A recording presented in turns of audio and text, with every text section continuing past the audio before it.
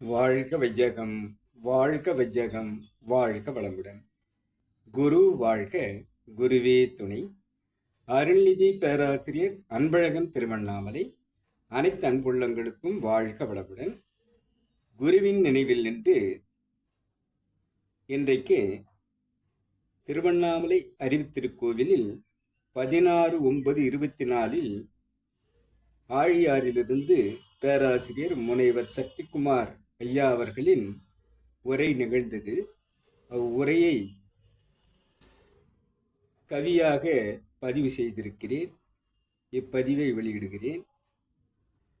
சக்தியை அளிக்க வந்த குமரன் அவர்கள், சதாசிவத்தை உணரச் சொல்லும் ஆசான், சர்க்குருவாம் வேதாத்திரியின் பேரன், சர்க்குருவாம் வேதாத்திரியின் பேரன், சங்கடம் தரும் பதிவு விளக்கம் சொல்லி, சங்கடம் தரும் பதிவு விளக்கம் சொல்லி, சந்தோஷம் அனுபவம் அனைத்தும் சொல்லி, சக்தியான ஆன்மாவை விளக்கி கூறி, சக்தியான ஆன்மாவை விளக்கி கூறி, சர்வேசனுடன் இணைப்பாகும் தவம் சொல்லி, சாந்தம் அமைதி பேரின்பம் என உணர்த்தி, சாந்தம் அமைதி பேரின்பம் என உணர்த்தி, சாகா கலையாம் மணவளக்கலை புகுத்தி, சற்றங்கம் அங்கம் மலர்த்த வழிகூறி, சற்றங்கம் அங்கம் மலர்த்த வழிகூறி, சமுதாய சேவா சங்கமே அங்கம் என சண்முக தெய்வமாய் உபதேசித்து சக்திகுமார் ஐயா அவர்கள் வாழ்க வளமுடன் என வாழ்த்தி மகிழ்கிறோம். வாழ்க வளமுடன். அவருடைய சக்தியை சக்தி களத்தில் இருந்து பெற்று பிரபஞ்ச களத்தில் அந்த யூனிவர்ஸ் என்று சொல்லக்கூடிய பிரபஞ்சத்தை நமக்கு உணர்த்துவதாக இந்த வகுப்பு இருந்தது. சதாசிவத்தை உணரச் சொல்லும் ஆசான், பதிவை கடந்து உட்கடந்து செல்ல வேண்டும் என்று கூறி, இறைவனை உள் உணர்வாக்கும் போது இவைகள் நீங்கி போகும், அந்த இறைத்தன்மை நமக்கு வந்துவிடும் என்பதை கூறி, சர்க்குருவாம் வேதாத்திரியின் பேரன், அவர் வேதாத்திரி அவர்களின் பேத்தி, அவர்கள் கணவர் சக்திகுமார் என்பதை இந்த 3வது வரியில் சர்க்குருவாம் வேதாத்திரியின் பேரன் என்று வந்திருக்கிறது.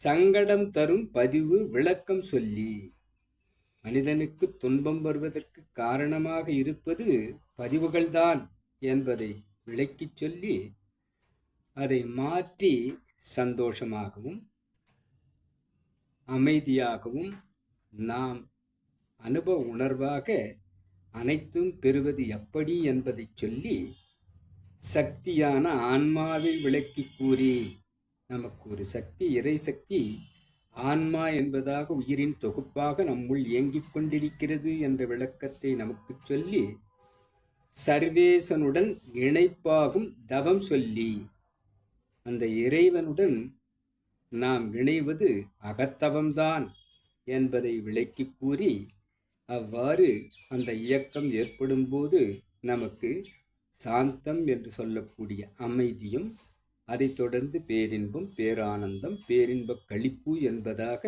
நம்மை மாற்றும் சாகா கலை என்று சொல்லக்கூடிய, ஆயுளை நீடிக்கக்கூடிய, நாம் இன்பத்தை உணரக்கூடிய, அந்த சந்தோஷத்தில் இருக்கக்கூடிய அந்த கலைதான் மனதை இதமாக வைத்துக்கொள்ளும் மனவளக்கலை என்பதை புகுத்தி, சற்றங்கம் அங்கம் மலர்த்த, அவ்வாறு அந்த சற்றங்கத்தை நமக்குள் ஏற்படுத்தி கொள்ள, நமக்குள் மலர்த்தி கொள்ள, சமுதாய சேவா சங்கம்தான் நமக்கு ஒரு அங்கமாக கிடைத்திருக்கிறது.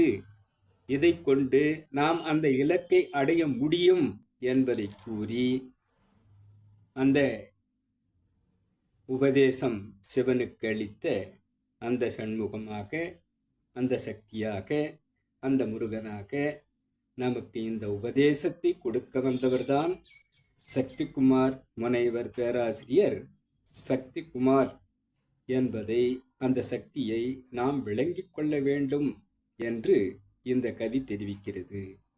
இந்த கவியை என்னுள் ஏற்படுத்திய இறைநிலைக்கும் குருநிலைக்கும் இதுகாரும் செவிமடுத்த அனைத்து அன்பு நெஞ்சங்களுக்கும் நன்றி, நன்றி, நன்றி. வாழ்க வளமுடன் என வாழ்த்தி நிறைவு செய்கிறேன். வாழ்க வளமுடன்.